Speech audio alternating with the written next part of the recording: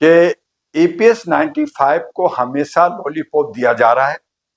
बार बार government कह रही है कि मैं ईपीएफओ में सुधार कर रहा हूं, मैं उसमें योजना बनाया हूं, मैं उनको 7,500, फिर 9,000, फिर डीए, फिर उनको मेडिकल फैसिलिटी ये देने जा रहा हूं। पता नहीं कहां से आ रहे हैं, कितने दूर से आ रहे हैं, किस सवारी पे आ रहे हैं, ये कहना मुश्किल है। हम सब इंतजार में हैं कि ईपीएस 95 के जो उनका ही पेंशन है, उनका ही पैसा है, वो जो अपना हक अधिकार मांग रहे हैं वो मिल जाए। तब ये कह रहे दे रहे हैं, अरे कब दे रहे हैं, कह रहे अकाउंट में भेजेंगे, कब भेजेंगे। तो इनको जो है ये कहते कुछ हैं, करते कुछ हैं, लटकाने में और जुमलाबाजी करने में। आप योजना पर योजना को सुन लीजिए, बहुत सारे बतौलाबाजी सुन लीजिए, बहुत सारे आप जो है इनसे वादा सुन लीजिए, लेकिन वादा खिलाफी करने में मास्टर हैं, मार्केटिंग करने में सरकार मास्टर है और इनके इर्द गिर्द भी पार्टियां सब मास्टर है। दिल्ली में भी कहा गया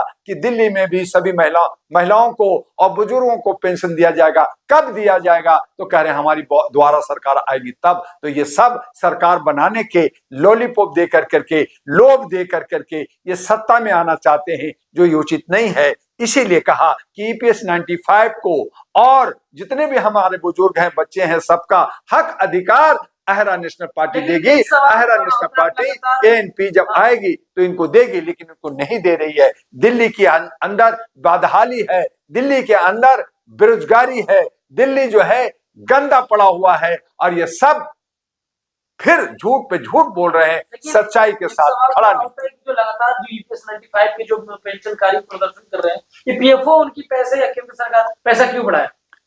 देखिए जर्नलिस्ट महोदय, ईपीएफओ एक संगठन है जो पूरे भारत के अंदर जो सरकारी जो कर्मचारी होते हैं उनकी संरक्षण और उनका जो एक पैसा एक हिस्सा जो करता है उसका सबका जो है रिटायरमेंट के बाद पेंशन देने की व्यवस्था करती है, जो श्रम मंत्रालय के अंदर आता है।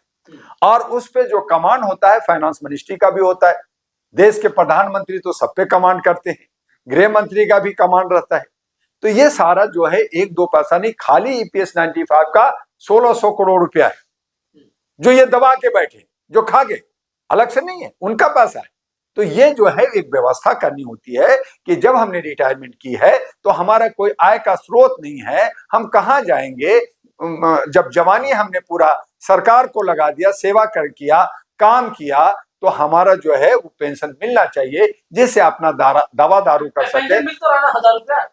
तो 1000 से आज जो महंगाई है वो 1000 से क्या सब्जी भाजी भी आएगा, तेल भी आएगा, एक जूता चप्पल भी बनेगा, एक कुर्ता पजामा भी बनेगा। उनका जो है भाई भतीजा होता है, उनका चाचा ताता होता है, उनका जो है नाता नाती होता है, वो बच्चों को करना होता है, शादी ब्याह होता है, बर्थडे होता है, कई और काम होते हैं, बीमारी होती है। तो क्या 1000 रुपया में आप चला लोगे? तो क्या प्रधानमंत्री को अगर बुढ़े लोग को 1000 है तो प्रधानमंत्री 10,000 में अपने को चला ले? वो प्रधानमंत्री है ना, आप मामूली इंसान है। आपको मामूली कैसे? जो भारत की संविधान में हर एक नागरिक समान है, इक्वलिटी है, आर्टिकल 14 कहती है।